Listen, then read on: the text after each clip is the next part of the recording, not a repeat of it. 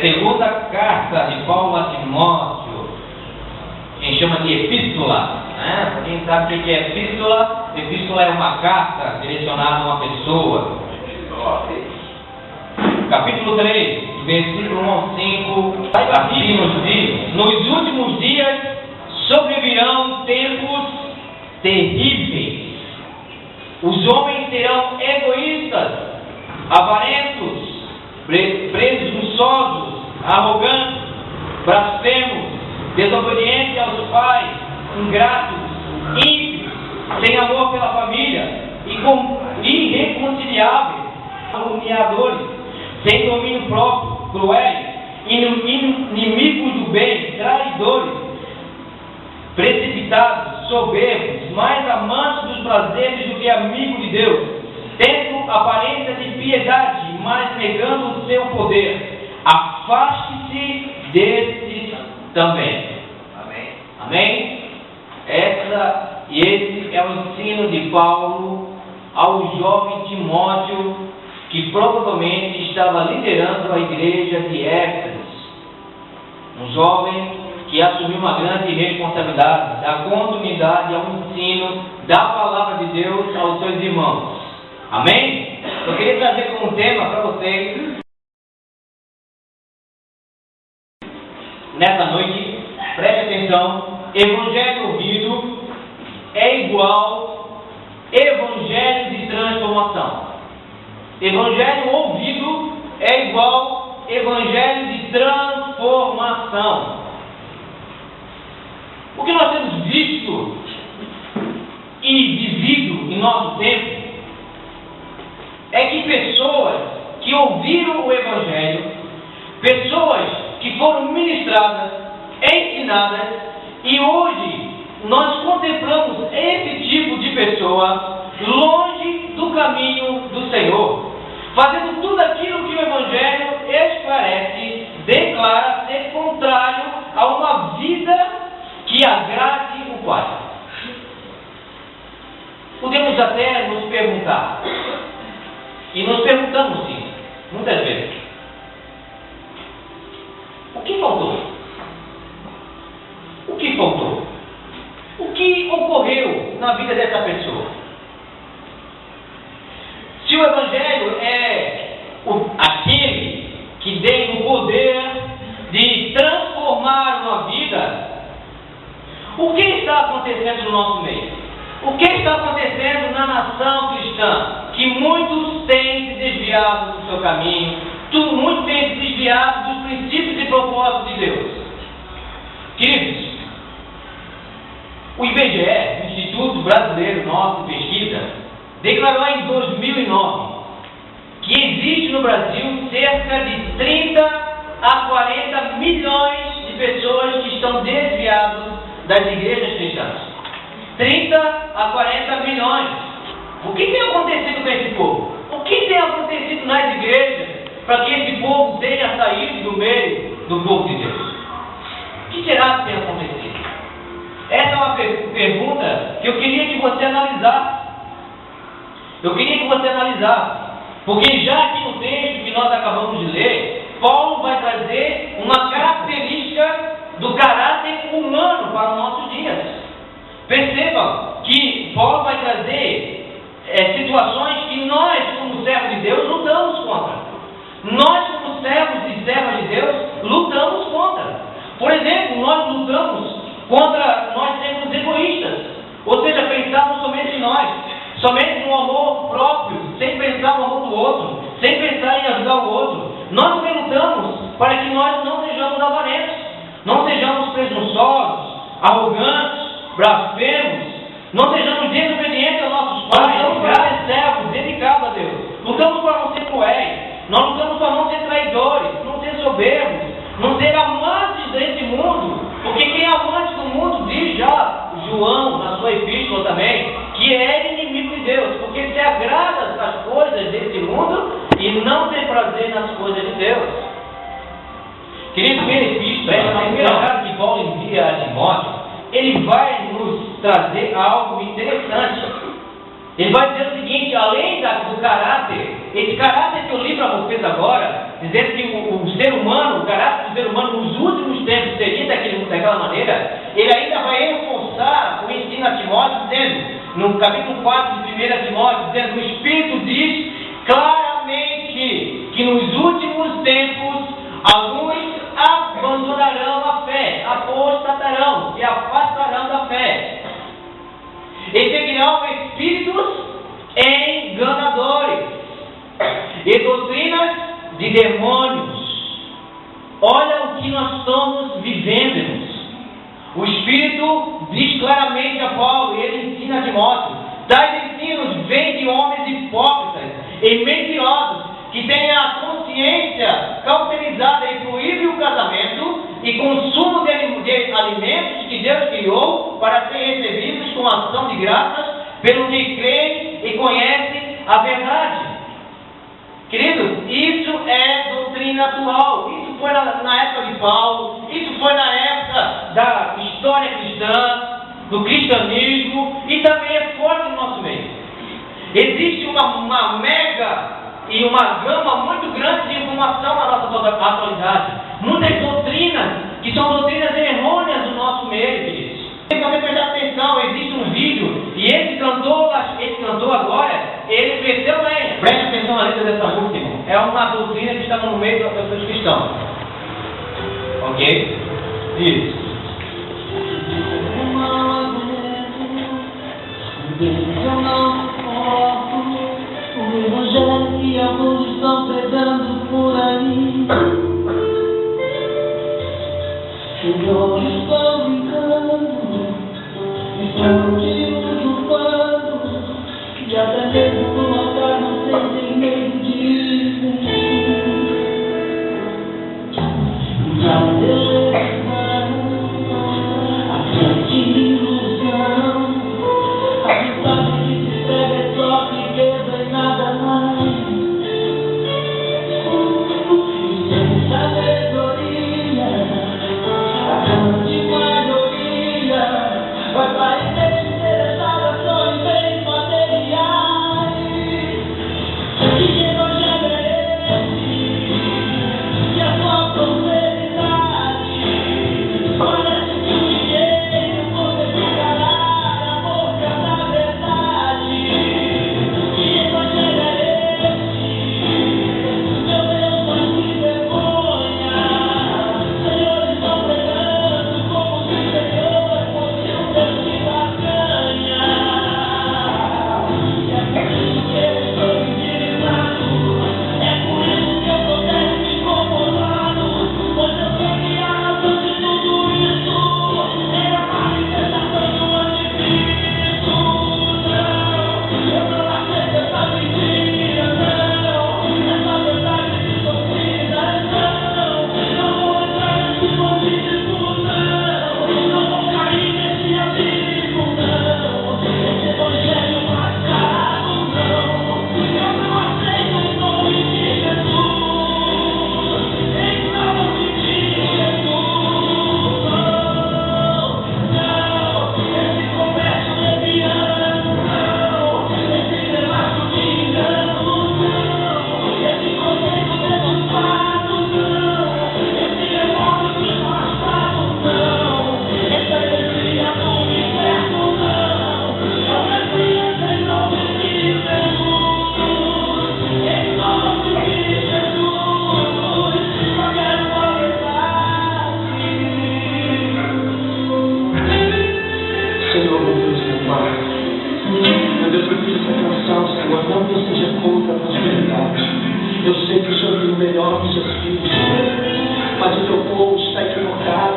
As pessoas estão indo para a igreja te buscar, Senhor, interessadas em bens materiais, interessadas em carro, em casa, em riquezas, quando na verdade, meu Deus, nós temos que te adorar por aquilo que o Senhor é, porque o Senhor é digno de ser adorado, porque o Senhor nos salvou. Então, meu Deus, abre os olhos dessa pessoa agora, em nome de Jesus, Senhor. Que evangelho é esse?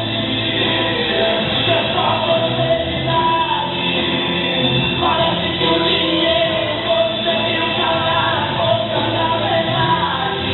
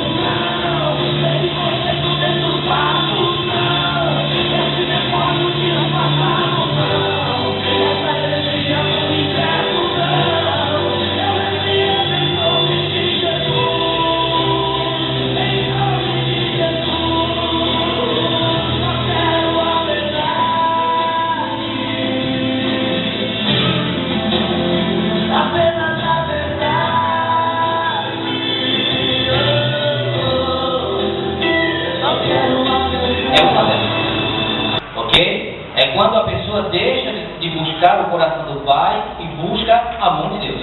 Mas por que a mão de Deus? Porque Deus está com a mão aberta para dar bênçãos. E a pessoa então vai só na mão, esquece o coração de Deus. Ok? Esse louvor, ele está na nossa atualidade com um auge de solicitação muito grande. Porque tem igreja, irmãos, ainda com um cara de pau que tem esse tipo de doutrina dentro das suas igrejas e toca essa música. Ok? Queridos, não vamos levar nada desse mundo. Você vai se matar para ser rico nesse mundo e não vai levar nada. Não adianta. Jesus, quando pregou e quando falou sobre igreja, ele disse: existe um Deus no nosso meio, esse Deus se chama Mamon, e as pessoas entregam o seu coração a esse Deus. Querido, essa lábia e essa artimanha do inimigo não é de hoje. Já está com Jesus. Jesus já veio e combateu. Agora tem um propósito diferente. Quando Deus levanta um homem e coloca nele dinheiro, querido, esse homem tem o coração de Deus. Ele vai implantar todo esse dinheiro na obra. Aí é diferente. Quando Deus tem um propósito. E outra, o céu não faz nem força. É um trabalho que ele abre, uma porta de emprego que dá muito certo, ele ganha muito dinheiro. É uma herança que surge. É algo que vem, um momento ou de outro, e ele recebe o dinheiro, só que o coração dele está na obra, que ele aplica na obra. Agora nas igrejas hoje não, o negócio é o seguinte: campanha da prosperidade, e bom para prosperidade, atrás do carro, atrás da mansão, ok? Isso não é evangelho. Isso é aquilo que o Paulo está colocando, doutrina de demônios nos últimos tempos. O Espírito Santo declara a Paulo, dizendo: nos últimos tempos haverá então um abandono da fé. Querido, agora pensa você. Essa doutrina da prosperidade nos Estados Unidos é fantástica, porque é um país muito rico. Ok? Uma pessoa lá, uma babá lá, trabalha, ela ganha $2.000 por semana, $10.000 por mês. Então falar de prosperidade na América do Norte é um sucesso. Agora falar de prosperidade na América do Sul é terrível. Vai falar isso lá na África do Sul, vai pregar isso lá, por que lá não dá sucesso? Porque lá é pobre. Como é que o pobre vai uma campanha de prosperidade se não tem gente que comer em casa? Mas quem é que fica rico? É as igrejas, fica com seus mega templos e com as suas construções enormes. E fica enganando o povo, fica trazendo doutrinas errôneas. O que acontece? As pessoas abandonam a fé. É o que Paulo colocou aqui. Queridos, quando você ouve o Evangelho tem que transformar a sua vida. Se o Evangelho não estiver transformando a sua vida, tem algo errado. A palavra tem que vir no seu coração e arder no seu coração, e você tem que perguntar ao Senhor: o que está errado na minha vida? E corrigir. Aí sim você vai ser o verdadeiro servo do Senhor. Aí você não poderá orar ao Senhor de joelhos: Senhor, Pai nosso, que estás no céu, seja o teu nome santificado, venha o teu reino até nós, e seja feita a tua vontade no céu como na terra. Aí sim você poderá desse tipo. Quando você tem um desejo de mudança, porque você ouviu o Evangelho, filho. Se o Evangelho não muda você, então você não está dando a atenção necessária, você não está querendo chegar ao coração do Pai. Você só quer chegar na mão, porque na mão de Deus é a mão de bênção. Não, querido, chegue ao coração do Pai. Chegue lá. Agora, queridos, há um contraste entre esse ensino que nós acabamos de ver com aquilo que Jesus já pregou no passado. Por exemplo, Atos 2:42 vai dizer que todos, inclusive, aqueles que iam se convertendo, aqui tinha mais de 4, 5 mil pessoas já, eles tinham todos aqueles que se converteram, se dedicavam ao quê? Ao ensino dos apóstolos e à comunhão, ao partir do pão e às orações. Veja que a atitude daqueles que estavam nos discípulos era buscar os seus ensinos. Querido, o que acontecia com a igreja lá? Querido, eles não faziam nada, as pessoas pegavam os seus bens e entregavam aos pés dos discípulos, porque eles queriam viver em comunhão, eles queriam que todos tivessem a mesma coisa. Veja, o pessoal vem na igreja para puxar para si, ao contrário, eles iam doar para o outro. Aí é evangelho, aí sim é prosperidade, quando você tem e você entrega aquilo que necessita ao outro irmão.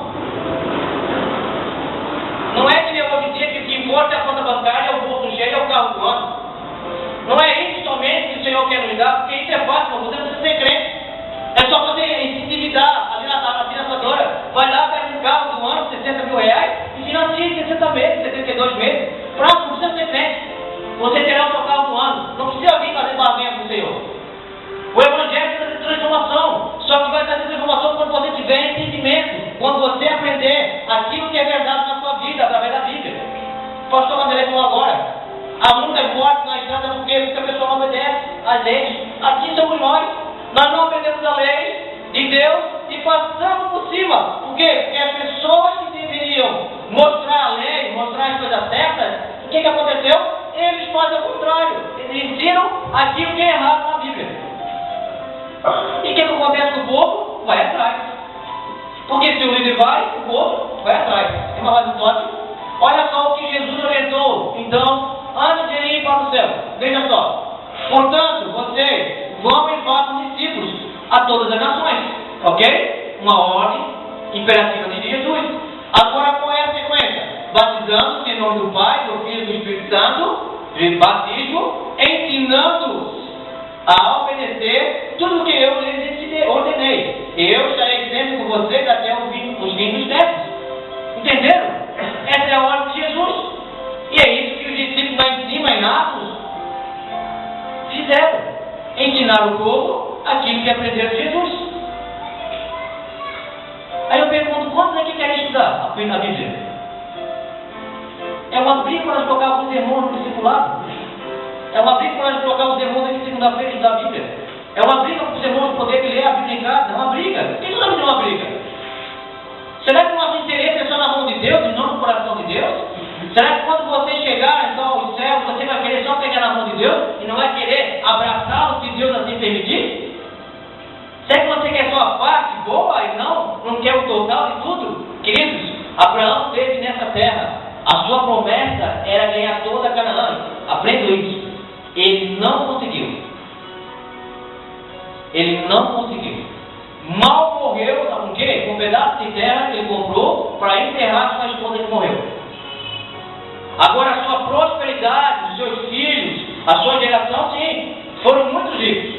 E Salomão, o homem mais rico dentre eles, no fim da sua vida, disse: isso tudo aqui que eu tenho, tudo que eu vejo é vaidade. Tudo é vaidade. Tudo. Agora uma coisa, o princípio eu aprendi: teme ao Senhor. Teme ao Senhor. Esse é o maior princípio. Você pode ganhar tudo nesse mundo, meu querido. E com certeza, se você trabalhar, se esforçar, ser um bom economista, um bom administrador dentro da sua casa, você vai ver essas coisas. Se Deus abençoar, por favor, se Deus abençoar, não esqueça da igreja. Porque muitos daqueles que Deus abençoa com o seu trabalho, porque não tem outra maneira. Ou você joga na loja, na catena, ou você vai trabalhar. Não tem outra, porque roubar não pode. A própria Bíblia diz que não pode roubar. A lei de Deus já diz: não roubarás, não furtarás, então não pode roubar. Então ou você trabalha, ou você vai jogar na Mega Sena. É preferível trabalhar. Porque até você ganhar na Mega Sena, meu amigo, vai levar um tempinho. Vai levar um tempinho. Mas se ganhar, não esquece a igreja. Porque quando se ganha um certo valor, quando se adquire um certo valor, o que acontece? A maioria das pessoas se desviam da fé. Querem curtir aí a praia, a viagem, querem curtir o seu dinheiro, e até faz o quê? Fecham a casa e vazam. Sai na correria, se esconde porque ganharam muito dinheiro. E sabem que o próximo e os seus irmãos, da sua família, vão querer um pouquinho de ajuda. Se lembram deles? Homens egoístas, amantes de si mesmo, mais amantes de leis nas coisas do mundo do que a Deus. Essa é a nossa geração, esse é o caráter humano da nossa atualidade. Mas o autoestima, por favor, isso. Queridos, esse é o contraste. Mas olha, veja, o que é ouvir o Evangelho e ter transformação nele? Paulo vai orientar a igreja de Éfeso, vai dizer o seguinte: olha só, não deixe lugar ao diabo, por favor, não dê lugar ao diabo, tá? Não ajude ele a destruir você, não faça isso. Ele vai dar uma mãozinha, mas não agarre na mãozinha dele e não abraça ele, por favor, senão ele vai te levar para baixo, ok? Então não dê lugar ao diabo. O que furtava, o que roubava, não furte mais, não roube mais. Antes trabalhe, fazendo algo de útil com as suas mãos, para que tenha o que repartir com quem estiver em necessidade. Olha só o princípio interessante de Deus. Ele pede para você não roubar, porque se você ouvir o Evangelho, tem que haver transformação no seu ser. Você tem que mudar, meu querido. Você tem que ver aquilo que está errado e mudar. Para que você obedeça a quem? O Pai. Por que você acha que você não está no céu ainda? Você já me perguntou? E você tem Jesus Cristo, há uma promessa no meu coração, dizendo que eu vou morar a vida eterna com Ele, no céu maravilhoso, lugar que todo mundo quer ir. Até quem serve os outros deuses aí quer ir. Não, eu vou para o céu, porque todos os caminhos levam a Deus, então eu vou para o céu. Queridos, preste atenção. Se o Senhor quisesse levar você para o céu agora, Ele poderia. Só que Ele não quer. Ele quer te preparar. Ele quer te limpar. Ele quer que você chegue lá limpo, não quer que você chegue lá sujo. O que é sujo, irmão? Bom, você tem um sentimento na alma de egoísta. Você vai chegar lá no céu egoísta. E vai dizer, olhar para Deus assim, eu sou tão pequenininho. Deus, sai daí. Eu mereço esse lugar. É o que fez Lúcifer. Ele teve na sua alma, no seu desejo, o desejo de estar no trono de Deus. Então Deus vai trabalhar conosco aqui nessa terra para nos tirar exatamente essas situações. Como Ele vai conseguir isso? Bom, nós já olhamos no livro de Atos e já expliquei para os alunos que estiverem aqui que no princípio Deus fez milagres e maravilhas e muitos sinais. Mas agora o maior sinal está na sua mão. É só você ler. Não espere anjo, não espere nada de visão, se Deus assim não permitir, mas você tem tudo revelado na sua mão. Tudo que você precisa. Queridos, está na sua mão a oportunidade. Então, quando você lê isso, quando você busca isso, tem que haver modificação na sua vida. Não pode parar. Não pode parar. Há uns 14 anos atrás, 13 anos atrás, eu estava com a minha filha no colo. Bom momento é esse. Quem é pai sabe. Depois eles querem mais assim, né? E aí não quer mais ficar no colo. Quer dar uma voadinha? E aí que é perigo. Aí que é perigo. Começa a dar uma voadinha para lá, uma voadinha para cá. Queridos, preste atenção. O crescimento, ele é obrigatório. Ninguém aqui nasce e fica bebê. Vamos ser direto. Ninguém fica. O pessoal até faz uns cremezinhos aí para dar uma disfarçada, né? Faz uma maquiagemzinha. Vai ficar bonita. Vai ficar bonita. Tá? Mas, rapaz, tem um certo momento que não tem. Aqui na vida cristã, nós temos que entender que existe um crescimento. Nós temos que crescer. Nós entramos sem saber nada. Daqui a pouco nós entendemos sobre o batismo, nós entendemos sobre os mandamentos, sobre ceia, sobre arrebatamento, sobre uma vida, um caráter cristão. Ou seja, você vai acumulando conhecimentos e isso tem que despertar dentro de você um desejo de mudança. A minha esposa lê testemunho, eu já fiz grandes coisas radicais na minha vida, quando eu descobri que eu estava errado. Meu pastor, coitado, eu tinha até pena dele. De vez em quando eu fazia umas coisas assim que nem eu compreendia. Porque eu entendia o que estava errado. Uma delas, eu sofri muito. Vou dar um pequeno testemunho para os irmãos aqui. Uma delas eu sofri muito. Eu fui por 4 anos esportista e fui praticante de artes marciais. Cheguei na faixa preta, houve um dilema na minha vida. O pastor então me apresentou e disse assim, o que vai fazendo está errado. Como eu não tinha muito conhecimento, eu concordei com ele, estava errado. Mas houve agora uma briga no meu interior, porque eu gostava daquilo. 4 anos naquilo lá. Né? Já estava com um status bom, podia ser um professor, que já era professor na época, né? Já estava dando aula para rapaziada, já estava indo para campeonato, já estava sendo reconhecido. Agora, o que me chocou foi descobrir que aquilo estava errado. E agora larga isso como? Que eu era o que eu mais gostava de fazer. A minha esposa, quantas vezes deixou ela em casa ali, não foi minha esposa dela? Finado, feriado, eu saía com outro amigo meu, nós ia treinar na praia. Nós treinávamos na casa dele, nós ficávamos até meia-noite treinando. Nós éramos doidos naquele negócio. Quando nós víamos um filme de artes marciais, nós ficávamos doidos. Nós queríamos dar 3 pulos para cima e mais 3 para baixo. Nós queríamos dar umas piruletas para lá, 3 para cá, 5 para frente. Era sério, nós já fazia isso. Mas quando eu descobri que isso estava errado na minha vida, irmãos, foi uma luta. 2 anos nesse vai, não vai. Como é que eu saí disso? Quando eu vi uma pregação, eu botei um CD na faculdade Avante.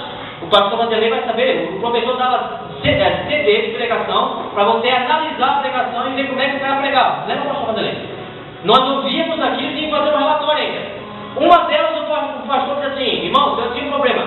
Olha só o problema dele. Eu era professor de karatê. Eu digo, opa, peraí, como é que é? Professor de karatê. Descobri uma coisa, tive que largar isso na minha vida.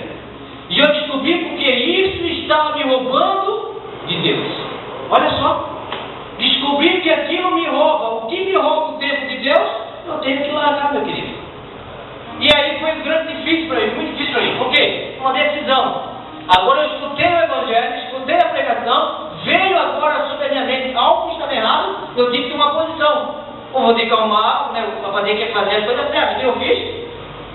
Estava 3 meses formado, faixinha preta, coisa bonita aquilo, coisa preta. Tem gente que gosta de preto, né? Tive que largar depois de 1 ano. Depois de 1 ano eu dava guardar umas faixinhas. Só depois de 1 ano que eu falei daquilo, eu tive que jogar fora. Pensa na tristeza, jogar fora aquilo. Era a minha lembrança, era o meu xodó, aquela faixa. Pensei até em falar comigo mesmo que estava se formando.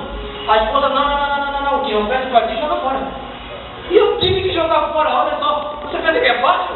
Escuta o Evangelho e ele tem que fazer transformação na sua vida. Deus. Tem que haver transformação, ok? Queridos, aqui, por que então muitas pessoas se desviam do caminho do Senhor? Por que então 30, 40 milhões de pessoas se desviam das igrejas cristãs? Primeiro, nós já descobrimos o caráter dos pregadores. Os próprios pregadores estão trazendo doutrinas erradas. Estão trazendo ensino para o povo errado. E o povo não recebe aquilo que promete, e o que acontece? Eles arpam e colocam a culpa em Deus. Não ganhou o carro do ano, não foi próspero, está trabalhando 24 horas por dia para pagar as dívidas, porque ele quer manter um status que não pode. O que ocorre? A culpa é de Deus. Deus não me prospera. O pastor falou que eu era só chegar lá e pedir para o Senhor se eu ia me prosperar. Mas também todos o Senhor dá, porque se ele dá, o pessoal desvia mesmo. Entendeu? E o cara, quando não recebe, diz que Deus é ocupado e se afasta. Entendeu?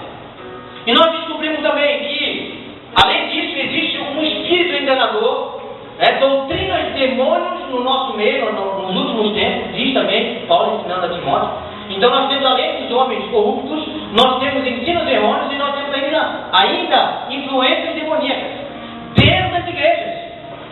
Aí você pergunta assim, mas irmão, é tão bom ter tantas igrejas nesse mundo? Não é não, meu filho. Não é não. Sabe por quê? Porque muitos daqueles dias vão chegar, Senhor, nós profetizamos, nós expulsamos demônios, nós curamos um demônio. O Senhor vai dizer o quê? Não conheço vocês. Afaste de mim para o fogo eterno, porque eu não conheço vocês. Queridos, muitos líderes e muitos daqueles que estavam seguindo o líder chegarão nesse dia. Não são palavras minhas. São duras? São. Porque eu não quero estar nesse momento. Eu não quero. Por isso eu estou ensinando a vocês coisa certa. Eu não estou aqui atrás de fama, riqueza e nem de status. Não quero. Eu quero ensinar vocês a andar correto no caminho de Deus. Não quero vocês aqui com um ensinamento errado, para que quando nós chegarmos na presença de Deus, Ele nos cobre e nos afaste dele. Entenderam?